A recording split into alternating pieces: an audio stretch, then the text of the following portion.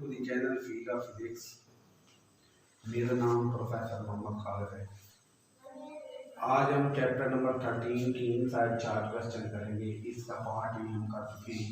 आधे short question हमने कर दिए थे और वो मैंने यूट्यूब पे अपलोड कर दिए।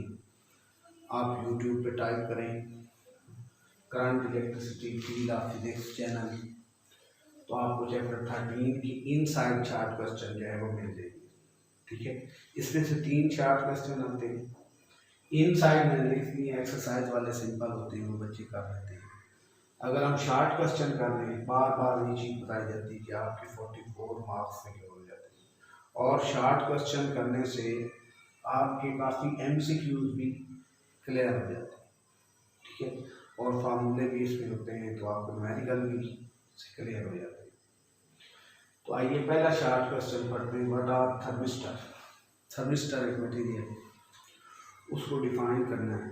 ठीक है, तो आमतौर पे जो मटेरियल होते हैं वो कंडक्टर होते हैं, और कंडक्टर का टेम्परेचर अगर बढ़ाएं उसकी रेजिस्टेंस बढ़ती है। लेकिन ये वो मटेरियल है, जनरली थर्मिस्टर वो मटेरियल है, हीट सेंसर है, जिनका टेम्परेचर बढ़ाने से रेजिस्टेंस कम होती है। Negative temperature coefficient of resistance. कुछ थर्मिस्टर होते हैं जिनका positive temperature coefficient of resistance. Basically ये हीट सेंसिटिव डिवाइसेस है। थर्मिस्टर हीट सेंस कर लेते हैं। यहाँ कोई थर्मिस्टर लगाया, यहाँ पे हीटिंग इफेक्ट पैदा हुआ है, आग लगी है, तो टेम्परेचर जब हीट उस तक पहुँचेगी तो हीट को जज कर लेगा। आगे अलार्म लगा होगा तो घंटी की आवाज़ सुनाई देगी। तो ये हीट सेंसिटिव डिवाइस हैं। The thermistor are heat sensitive devices. They are called temperature dependent resistor having negative temperature coefficient of resistance. इनका अल्फा जो है, अल्फा हमारा होता है टेम्परेचर कोफिशिएंट ऑफ रेजिस्टेंस। इनका अल्फा जो होता है वो नेगेटिव है। अल्फा नेगेटिव होने का मतलब क्या है कि जब इसको हीट अप किया जाता है, जब इसका टेम्परेचर बढ़ता है, इसकी कंडक्टिविटी बढ़ती है, रेजिस्टिविटी कम होती है, रेजिस्टेंस कम होती है। इसका ये मतलब है। ये क्वेश्चन इसका इतना ही आंसर है। उसके बाद एक state Kirchhoff law, very very important है ये किरचॉफ लॉस। 2 किरचॉफ लॉज हैं। ये कॉम्प्लेक्स सर्किट को सॉल्व करने में हेल्प करते हैं। सिंपल सर्किट होता है, सर्किट में बैटरी लगी है, रेजिस्टेंस लगा है। कॉम्प्लेक्स सर्किट क्या होता है, ये अलग से भी पूछा जा सकता है। कॉम्प्लेक्स सर्किट क्या है कि उस सर्किट के अंदर एक से ज़्यादा बैटरीज हैं और नंबर ऑफ रेजिस्टेंस कनेक्टेड है। तो हमने करंट फाइंड करनी है वगैरह वगैरह, रेजिस्टेंस, इक्विवेलेंट रेजिस्टेंस फाइंड करनी है। तो कॉम्प्लेक्स सर्किट को सॉल्व करने के लिए हमारे पास किरचॉफ रूल्स होते हैं। फर्स्ट रूल किरचॉफ और फिर सेकंड रूल है। दोनों इस स्टेट लिखना है, इसकी स्टेटमेंट लिखनी है जब आपने एक बार शार्ट क्वेश्चन लिखना है। तो आइए पढ़ते हैं Kirchhoff first rule. Sum of all current passing through a point in electrical circuit is 0। Circuit में कोई भी पॉइंट है, यहाँ पे कोई पॉइंट है, यहाँ पे करंट आ रही है वाया रेजिस्टेंस I1, यहाँ पे कोई करंट आ रही इन टू द पॉइंट है दैट इज I2, यहाँ से करंट आउट जा रही है I3, और यहाँ पे कोई करंट जो है इस रेजिस्टेंस थ्रू I4 आउट जा रही है। I1 plus I2 must be equal to I3 plus I4। जितनी करंट इन हुई, करंट क्या है, charge per unit time, charge flowing per unit time. जितना चार्ज इस पॉइंट पे एंटर हुआ है ये उतना ही आउट हुआ है। I1 plus I2 equal to I3 plus I4। तो total current passing through a point in the electrical circuit is 0। Mathematically इसको ऐसे लिखना है। और ये किस रूल पे बेस्ड है, that is important MCQs। Kirchhoff first rule is based on law of conservation of charge, law of conservation of charge. Charge जो है ये कंजर्व है, इस पे बेस्ड है Kirchhoff first law. Second law, algebraic sum of all voltage changes in a closed circuit is equal to 0। कोई circuit जो है वो क्लोज है, क्लोज सर्किट का मतलब है इसमें बैटरीज, नंबर ऑफ बैटरीज भी लगी हुई हैं, रेजिस्टर भी लगे हुए हैं। सर्किट क्लोज का मतलब उसमें से करंट फ्लो कर रहा है। अगर सर्किट कहीं से कट ऑफ है तो करंट फ्लो नहीं करता, उसमें से करंट बकायदा फ्लो कर रहा है। क्लोज सर्किट में जितने भी कंपोनेंट होंगे सबकी वोल्टेजेस का सम, अलजेब्रिक सम को 0, चाहे वो बैटरीज है चाहे वो रेजिस्टर है, सबका वोल्टेज अलग अलग कंपोनेंट का नेट वोल्टेज सारे सर्किट का, क्लोज सर्किट का वो 0 होगा। ये किरचॉफ सेकंड लॉ, ये इसका आंसर है। और ये बड़ा इंपॉर्टेंट है कि ये बेस किस पे, ये law of conservation of energy पे बेस्ड है। ये एमसीक्यू में पूछा जा सकता है। किरचॉफ सेकंड रूल जो है लॉ बेस्ड है law of conservation of energy, law of conservation of energy. First rule based है law of conservation of charge में, ये आपने याद रखना है। सेकंड बेस है law of conservation of energy. तो आप ये सारा मैंने लिखा है। आप तरीकेकार क्या है कि बच्चों आप इसका स्क्रीनशॉट ले लिया करें और कॉपी पेंसिल लेके बैठे, एक्स्ट्रा पॉइंट में बोल रहा हूँ वो साथ साथ नोट करें। और जब सारा लेक्चर हो जाए उसको सुने, सुन के फिर आप उसको लिखें, लिख के फाइल बना लें और फिर आप एक दफ़ा पढ़ेंगे तो सारी चीज़ें आपको याद हैं। ऐसे स्टडी के साथ आपने अटैचमेंट अपनी पैदा करनी है, ठीक है। एक दफ़ा आप अटैच हो गए, आप इसको बोरिंग ना लें, इसको इंटरेस्टिंग बनाना पड़ेगा, ठीक है। चीज़ें जब आपको समझ आ जाएंगी, जब आप पेपर में जाएंगे तो सारी चीज़ें आपके फिंगर टिप पे होंगी, आपको टेंशन नहीं होगी, आप कॉन्फिडेंट होगे जब पेपर में जाओ। तो मेरा मशवरा ये एडवाइस है कि आप कॉपी पेंसिल लेके बैठे, साथ साथ नोट करें इसको और फाइल बना लें, नोट्स बना लें, इसको याद कर लें। अगला क्वेश्चन है हमारा, what is the power output, drive relation for maximum power output. Power की इलेक्ट्रिकल सर्किट की बात हो रही है। तो बैटरी जब सर्किट में लगाते हो तो बैटरी की वजह से करंट फ्लो करता है, बैटरी में ईएमएफ होता है, वोल्टेज होती है। उस सर्किट को क्लोज करते हो तो वो ईएमएफ वोल्टेज में कन्वर्ट हो जाती है, जिसको टर्मिनल पोटेंशियल डिफरेंस कहते हैं। वो सारी थ्योरेटिकल चीज़ें जो थ्योरी में आपको बताई जा रही हैं। तो बैटरी जो पावर देती है, एक्चुअली तो करंट फ्लो करता है, और पावर जो होती है P is equal to V I. Power जो होती है बच्चों क्या होता है, P is equal to V I, और V की वैल्यू ओम लॉ देता है आई आर। तो पावर क्या हुई, V की वैल्यू पुट करें I square into R, I square into R. तो इसकी सिंपल डेफिनेशन है, the power delivered by the battery to the circuit is called power output। Formula मैंने ड्राइव कर दिया है, P is equal to I square R. अब हम ये मैथमेटिकली प्रूव करना चाह रहे हैं कि बैटरी मैक्सिमम पावर कितनी दे सकती है, या मैक्सिमम पावर डिलीवर कितनी कर सकती है, या बैटरी से मैक्सिमम पावर कितनी ली जा सकती है, ये हमें प्रूव करना है।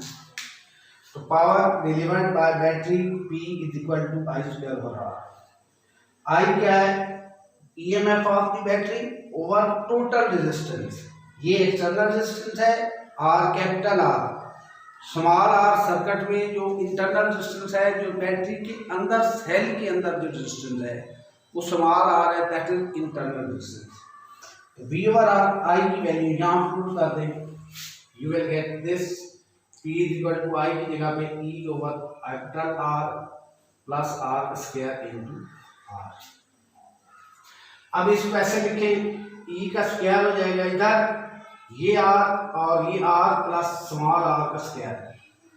अब इसको जगह पे हम ये ले सकते हैं R प्लस R का square is equal to R minus R का square plus 4 small R into R. हमारे पास एक फार्मूला है, हमने 8, 9, 10th में पढ़ा, a प्लस बी का स्क्वायर है। इसको लिखा जा सकता है a माइनस बी का स्क्वायर प्लस 4ab। तो अब a capital R, B small R, तो ये फार्मूला है। इस सारे को इससे रिप्लेस कर देगा, ये पावर आउटपुट है। अब इस फार्मूले में आई स्क्वायर ऐसे ही रहेगा। इस फार्मूले में आप देखें कि डिनोमिनेटर की वैल्यू जब मिनिमम हो जाएगी ना, ये डिनोमिनेटर है, तो पावर आउटपुट हमारा मैक्सिमम हो जाएगा। ये मिनिमम कब हो सकती है कि जब ये फैक्टर सारा जीरो करते हैं, यानी आर माइनस आर सारा जो है स्क्वायर समाया जीरो हो गया, तो ये मिनिमम डिनोमिनेटर होगा, ये वैल्यू मिनिमम हो जाएगी 4r, पावर मैक्सिमम हो जाएगी। इसका मतलब है कि आर को आप आर की इक्वल पुट कर दे तो we will get maximum power output. For maximum power output R is equal to R put कर दे, ये टर्म तो जीरो हो गई। ये स्मॉल आर को भी कैपिटल आर कर दिया, R 4 capital R square R into square, एक आर इससे cancel out, P over 4r। ये मैक्सिमम पावर आउटपुट का फार्मूला है, यहाँ पे पी मैक्स लिखिए, मैक्सिमम। और इसको ऐसे भी लिख सकता है ई ओवर 4r, ये इक्वल है ना कैपिटल आर स्मॉल आर, दोनों फार्मूले। ये बड़ा इंपॉर्टेंट चार्ट क्वेश्चन है, इसको भी नोट कर लीजिएगा। उसके बाद है शॉर्ट क्वेश्चन है, what is potentiometer, state it working principle. Potentiometer क्या है और किस प्रिंसिपल की बेस पे वो वर्क करता है। तो पोटेंशियोमीटर बेसिकली डिवाइस है पोटेंशियल डिफरेंस रीड करने का सर्किट में दो पॉइंट्स के बीच। सर्किट में आपको पता है करंट फ्लो कर रहा होता है, तो करंट फ्लो करते हुए कोई दो पॉइंट्स, एक पॉइंट हायर पोटेंशियल पे होगा, दूसरा लोअर पोटेंशियल पे होगा, उनका पोटेंशियल डिफरेंस होगा, एक हाई एक लो है, वो रीड करने के लिए। अब जितने भी अदर डिवाइसेस हैं पोटेंशियल डिफरेंस मेजर करने के लिए, वोल्ट मीटर है, CRO है वगैरह वगैरह है, वो कुछ ना कुछ करंट ड्रॉ कर लेते हैं, जिससे जिन दो पॉइंट्स के दरमियान आपने पोटेंशियल डिफरेंस फाइंड करना होता है उसमें एरर वाक़या हो जाता है। लेकिन ये एक ऐसा डिवाइस है जो सर्किट में दो पॉइंट्स के बीच पोटेंशियल डिफरेंस रीड करता है, लेकिन सर्किट से करंट ड्रॉ नहीं करता, और इसकी रीडिंग मोर एक्यूरेट होती है देन अदर डिवाइसेस। दूसरे डिवाइसेस से इसकी रीडिंग जो है वो मोर एक्यूरेट होती है। तो ये पोटेंशियोमीटर है, यही इसकी डेफिनेशन है, the instrument which can measure and compare potential accurately without drawing any current from the circuit। Circuit से करंट ड्रॉ नहीं करता, सर पोटेंशियल डिफरेंस दो पॉइंट्स जो गिवन दो पॉइंट्स हैं उनका पोटेंशियल डिफरेंस ये पड़ता है, रीड करता है, is called potentiometer. Working principle क्या है इसको पढ़ते फिर मैं आपको समझाता हूँ। The potential difference across any length of a wire having uniform area of cross section and carrying steady current is proportional to its length। एक वायर है आपके पास, ये वायर है, ठीक है, इसकी थिकनेस, इसका एरिया ऑफ क्रॉस सेक्शन हर जगह पे यूनिफॉर्म है, इस पे पोटेंशियल इक्वली डिस्ट्रीब्यूटेड है। जितनी लेंथ होगी ना, इस पॉइंट को रेफरेंस ले लें, इतनी लेंथ पे इतना पोटेंशियल इक्वली डिस्ट्रीब्यूटेड है, ठीक है। तो ये V ओवर L कांस्टेंट होता है, पोटेंशियल पर यूनिट लेंथ इसको हम कहते हैं कि ये कांस्टेंट होता है, ठीक है। यानी पोटेंशियल लेंथ पे इक्वली डिवाइड होता है, या V is directly proportional to L, जो पॉइंट्स के दरमियान जितनी ज्यादा लेंथ होगी उतनी ज्यादा पोटेंशियल होगा। या दूसरे लफ्जों में एक यूनिफॉर्म वायर है जिसको उसकी थिकनेस चेंज नहीं होती, जिसका area of cross section same है, उस पर पोटेंशियल इक्वली डिस्ट्रीब्यूट होता है। तो हम अप्लाई कर सकते हैं V is directly proportional to L। जितनी ज़्यादा लेंथ होगी उतना ज़्यादा पोटेंशियल होगा। तो ये इसका वर्किंग प्रिंसिपल है। Next short question, what are uses of potentiometer. इसके यूजेस क्या है? पहला यूज तो ये है कि पोटेंशियल मेजर करता है, कंपेयर करता है। इसके 3 यूजेस एट लीस्ट बच्चों आप लिखोगे, आपको 2 मार्क्स मिलेंगे। ये पोटेंशियल डिवाइडर के तौर पे यूज होता है, पोटेंशियल डिवाइडर। अब ये थ्योरी है, इसका कंसेप्ट हल्का थोड़ा सा कंसेप्ट मैं आपको दे देता हूँ। आप किसी सर्किट में बैटरी लगाते हैं, फॉर एग्जाम्पल आपने कोई बैटरी लगाई किसी सर्किट के अंदर, आपने बैटरी लगाई, बैटरी आप सर्किट में लगाएंगे तो वो आपको 12 वोल्ट लेट दे देगी। लेकिन आपको उस सर्किट में 12 वोल्ट नहीं चाहिए, आपको कभी 3 वोल्ट चाहिए, 3, कभी 4, कभी 6, कभी 8, मैक्सिमम 12 तक। कभी वोल्टेज नहीं चाहिए, कभी 1, कभी 2। तो बैटरी लगाएंगे तो आपको ये फिक्स वोल्टेज देगी सर्किट में। बैटरी के साथ पैरेलल में आप पोटेंशियोमीटर कनेक्ट कर देंगे तो ये पोटेंशियल डिवाइड करके देगा, जितना आपको रिक्वायर्ड होगा उतना पोटेंशियल आप ड्रॉ कर सकते हैं। इस अरेंजमेंट को कहते हैं पोटेंशियल डिवाइडर। ये काम एक तो पोटेंशियोमीटर पोटेंशियल मेजर भी करता है, दूसरा ये पोटेंशियल डिवाइडर है, जितना पोटेंशियल आपको रिक्वायर्ड उतना पोटेंशियल आप इस बैटरी से एक्वायर कर सकते हैं, ले सकते हैं। अदरवाइज पोटेंशियल डिवाइडर ना अरेंजमेंट ना हो, पोटेंशियोमीटर सर्किट में ना लगा हो तो बैटरी तो 12 वोल्ट दे देगी। आपकी रिक्वायरमेंट 12 से कम है, ठीक है। आप कभी कुछ वोल्टेज इससे 8 लेना चाहते हो, 10 लेना चाहते हो, 6 लेना चाहते हो, फिर आपको पोटेंशियोमीटर लगाना पड़ेगा, वो आपको वो रिक्वायर्ड वोल्टेज देगा। इसलिए इस पोटेंशियल डिवाइडर के तौर पे पोटेंशियल डिवाइडर। दूसरा unknown EMF of a cell. आपको कहीं से सेल उसके अंदर ईएमएफ वोल्टेज कितनी है उसको मेजर करने के लिए एक अननोन सेल है, हमें नहीं पता, आमतौर पर हम बाजार मार्केट से सेल लेके आते हैं, उस पर लिखा है 1.5 वोल्ट।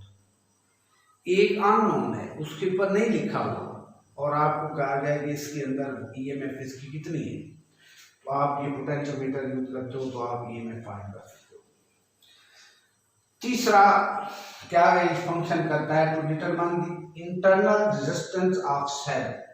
आपको पता है सेल के अंदर केमिकल्स होते हैं, इलेक्ट्रोलाइट होता है, तो जब सेल से करंट पास करने लगती है तो इलेक्ट्रोलाइट रेजिस्टेंस पैदा करता है, उस रेजिस्टेंस को इंटरनल रेजिस्टेंस कहते हैं।